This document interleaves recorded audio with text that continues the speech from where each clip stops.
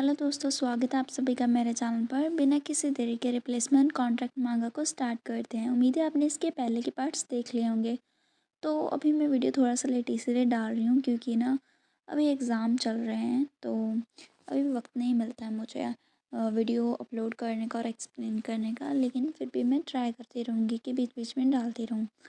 और अभी हम स्टार्ट करते हैं। हमने लास्ट चैप्टर में देखा था, जो हमारा होता है शो जिचन, उसे पता चल जाता है कि पे शुशु वही लड़का था जो कि उसके स्कूल में उसे फॉलो किया करता था। और उसे पता चलता है कि पे शुशु को कितना कुछ सहना पड़ा था तब, और उसने सुसाइड करने की कोशिश की थी, जिसकी वजह से उसका जो फेस है वो पूरी तरह से डिसफिगर हो जाता है।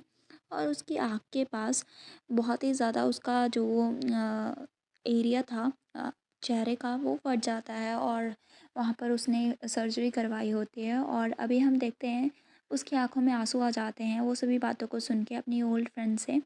और तभी जो पे शिशु है ना, उसकी आंखों पर हाथ रखता है और उसे गिफ्ट बोलता है कि मैं आपके लिए गिफ्ट पे किया हूँ। और वो उसे देने के लिए जाता है। जैसे ही रूम में एंटर होता है तो सूर्यजन देखता है पूरा रूम बहुत ही ब्यूटीफुल से जो बलून्स हो उनसे भरा होता है, और वहाँ पर बहुत ही अच्छी सी डेकोरेशन की जाती है।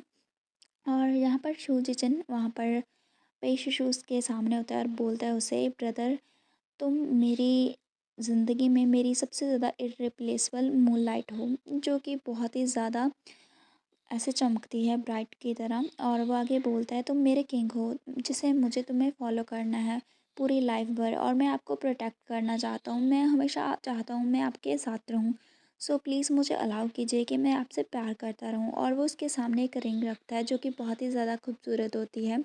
और उसने इस टाइम पे ना वो जो उसका कॉलर होता है जो कि शू जिचन ने उसे दिया होता है वो भी पहने होता है।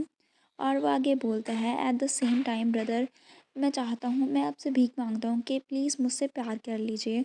और वो आगे बोलता है, मैं चाहता हूँ कि आप भी मुझसे उतना ही प्यार कीजिए। और वो आगे बोलता है, मैं आपके साथ फॉरएवर रहना चाहता हूँ, हमेशा हमेशा। तो उसकी बातों को सुन के जो शू जिचन है वो ब्लश करने लग जाता है, क्योंकि जो पेशुशु है वो बहुत ही सिंसियरली ये सारी प्यार भरी बातें बोल रहा होता है। और वो आगे बोलता है, अगर तुम अग्री करते हो इन सभी चीज़ों के साथ तो प्लीज़ इस रिंग को एक्सेप्ट कीजिए। तो यहाँ पर शुजिचन उससे बोलता है कि हाँ मैं एग्री करता हूँ, और वो सामने हाथ करता है तो पेशुशु से ना वो रिंग पहना देता है।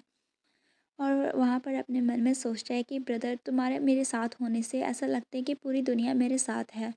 और वो उसके हाथ पे किस करता है और वो बहुत ही ज़्यादा ब्यूटीफुल लग रहा होता है। वो पूरा मतलब माहौल ही बहुत ही ब्यूटीफुल होता है। और वो आगे उससे बोलता है, शुशु मैं बहुत ही ज़्यादा खुश हूँ आज। शुजन भी उससे बोलता है, हैप्पी किस बात के लिए। वो उसे आगे बोलता है, मैं इसीलिए हैप्पी हूँ कि तुमने मेरा जो प्रपोज़ल है उसे एक्सेप्ट कर लिया है। हम देखते हैं शुजन की आंखों में आंसू आ जाते हैं, क्योंकि उसे अभी अभी पता चला होता है रिसेंटली कि पे शिशु के साथ क्या क्या हुआ था, क्योंकि वो उससे प्यार करता था। और वो भी अभी से नहीं, बहुत पहले से, जब से वो कॉलेज में और स्कूल में साथ थे। और यहाँ पर ना वो अपने मन में सोच रहा है, शुशु के साथ जो भी चीज़ें रिलेटेड हैं सभी चीज़ें स्वीट हैं, और वो एक दूसरे को किस करते हैं। और यहाँ पर ना पे शुशु से बोलता है, शुशु तुम रो क्यों रहे हो। तो यहाँ पर वो उससे बोलता है, कुछ भी नहीं, मुझे बस कुछ याद आ गया। और वो आगे बोलता है, लेकिन तुम्हारी और जो गुहान के एंगेजमेंट बैंक्वेट था उसका क्या, क्या तुम सच में उसके साथ एंगेज होने वाले हो। और वो अपने मन में सोचता है, नहीं मैं ऐसा नहीं होने दे सकता। और यहाँ पे शिशु सोचता है, कितना क्यूट लग रहा है शिशु, जब जेलस है तब भी बहुत ही ज़्यादा अडोरेबल लग रहा है। तभी हम देखते हैं पे शिशु उसके लिप्स को टच करता है, और तभी शुजिचन उससे बोलता है, क्या हुआ। तो यहाँ पर ना पे शिशु बोलता है कि मैंने कभी भी एग्री नहीं किया गुहान के साथ एंगेजमेंट करने के लिए, वो तो उसकी खुद की अजम्पशन थी। मेरा फियांसे सिर्फ एक ही पर्सन है जिससे मैं बहुत ही सालों से प्यार करता हूँ, और वो मेरे सामने खड़ा है, उसका नाम शुजिचन है। तो शुजिचन उससे बोलता है, लेकिन ऑलरेडी तुमने जो एंगेजमेंट बैंक्वेट है उसकी प्रिपरेशन करनी स्टार्ट कर दी है। तो यहाँ पर जो पेशुश है वो उससे बोलता है, वो एंगेजमेंट बैंक्वेट तुम्हारे और मेरे लिए है। और वो आगे बोलता है, उसका उस गुहान के साथ कोई लेना देना नहीं है। तो उसकी बातों को सुन के जो शुजन है वो खुश हो जाता है, और बोलता है, अगर तुम ऐसा करोगी तो गुहान डेफिनेटली तुम्हें हिट करेगा। तो पेशिशु उससे बोलता है, मुझे बिल्कुल परवाह नहीं है कि वो मुझे हिट करता है या फिर नहीं, मैं सिर्फ आपके बारे में केयर करता हूँ ब्रदर।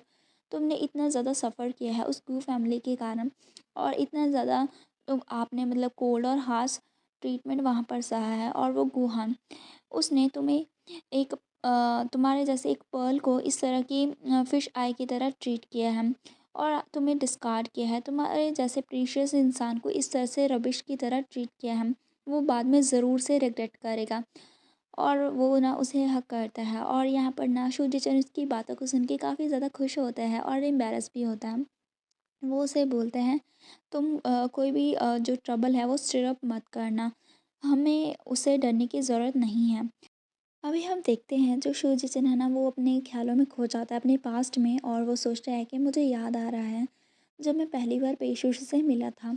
उसे रेस्टरूम में लॉक कर दिया था और एक बहुत ही ग्रुप बुली स्टूडेंट्स का उसे बीट कर रहा था, और मैंने तब वहाँ पर मैं आया था और मैंने उन सारी बुलीज़ लोगों को बीट कर दिया था और उन्हें बहुत ही मारा था और उन्हें वहाँ से भगा दिया था। मैंने उसे प्रोटेक्ट किया था ताकि उसे कोई भी फिर से बुली ना कर सके, और मैंने मेरे फ़ादर से भी बोला था कि पुलिस में रिपोर्ट कर दे, ताकि जो ग्रुप था बुलीज़ का, वो उनके पास एक क्रिमिनल रिकॉर्ड हो जाए और फ्यूचर में उसे थोड़ा-सा प्रॉब्लम हो। लेकिन उन पुलिस में से किसी एक का जो फ़ादर था ना, वो एक पॉलिटिशियन था और उसका बहुत ही ज़्यादा मतलब बड़ा नाम था, और उसने हम पे रिवेंज लिया और उसने जो मेरा फ़ादर की कंपनी थी उसे अटैक किया, जिसकी वजह से मेरी फ़ादर की कंपनी बैंकरप्ट हो गई और उसे जेल भी जाना पड़ा और मुझे ट्रांसफ़र करना पड़ा मेरे स्कूल से। तो मतलब ये सारी चीज़ें ना एक दूसरे से लिंक थी इस तरह से, और अभी ना याद कर रहा होता है शुजिचन सारी बातों को, और अभी वो पेशुशु की ओर देखता है और वो सोचता है कि ऑनेस्टली अभी मैं थोड़ा रिग्रेट कर रहा हूँ कि उस टाइम पे मैं पेशुशु को क्यों नहीं मिला, और वो रोने लग जाता है। और वो सोचता है कि उस टाइम पे मैं बिना किसी वर्ड किए वापस क्यों चला गया था। मैंने उससे बिल्कुल भी थोड़ी-सी भी बात नहीं की थी। मैं उसके साथ टच में क्यों नहीं था। वो अभी रिग्रेट कर रहा होता है, और तभी ना वो पेशुशु के उसी जो पार्ट है उसे छूता है जहाँ पर उसका फेस डिस्फिगर हो गया था। मतलब उसकी आँख के नीचे जो मोल होता है वहाँ पर। और वो सोचता है, अगर मैं वहाँ पर उसके साथ टच में रहता तो शायद वो ट्रेजेडी नहीं होती, और मैंने उस तरह की ट्रेजेडी को खुद से रिपीट होने क्यों ही दिया। और वो जाता है और उसके जो वो पार्ट था वहाँ पर किस करता है। हम देखते हैं शुजिन उसके पार्ट पे किस करता है, उस आँख वाले पार्ट पे, और वो उसके सारे चेहरे पे किस करता है, और फिर वो उससे पूछता है क्या अभी भी ये हर्ट हो रहा है, तो वो उससे बोलता है ब्रदर, और वो आगे बोलता है कि मैं फिर से तुम्हें कभी छोड़ के नहीं जाऊँगा। और वो आगे बोलता है कि फ्लावर्स हैं ना, वो सन के टुवर्ड्स ग्रो अप हो रहे हैं, शुशु मैं तुम्हारी लाइफ में तुम्हारी सनलाइट बनना चाहता हूँ। तो यहाँ पर शुशु से बोलता है तुम ऑलरेडी मेरी सनलाइट हो, और वो उसे उठा लेता है। तो अभी हमारा जो सीन है वो थोड़ा कट होता है, और हमें पता है जो शोजिचिन है और पेशुशु दोनों साथ में होते हैं, और जो अभी पेशुशु के एंगेजमेंट के बारे में सभी लोग बातें भी कर रहे होते हैं, तो उसका जो एंगेजमेंट है उसके बारे में वो लोग बातें करेंगे अभी। और यहाँ पर ना जो शोजिचिन है और पेशुशु दोनों का रोमांस चल रहा होता है, और जो शोजिचिन है वो उसे बोलता है, शुशु आज तुम जितना चाहे उतना क्रेज़ी हो सकते हो, तुम मेरे साथ कुछ भी कर सकते हो, जो भी तुम्हें पसंद हो। और मतलब उसने तो उसे अलाउ कर दिया होता है। तो यहाँ पर उसकी बातों को सुन के जो पेशुशु है वो काफ़ी खुश हो जाता है, और यहाँ पर हमारा जो सीन है इसके साथ कट होता है। सो फ्रेंड्स, यहाँ पर हमारा जो चैप्टर है वो फिनिश होता है। तो नेक्स्ट पार्ट देखना मत भूलना, क्योंकि ना नेक्स्ट पार्ट में इंगेजमेंट बैंक्वेट के बारे में हमें पता चलेगा कि इंगेजमेंट किसके साथ हो रही है। वैसे हमें तो पता है, लेकिन गुहान को भी पता चल जाएगा। तो नेक्स्ट पार्ट देखना मत भूलेगा। बाय।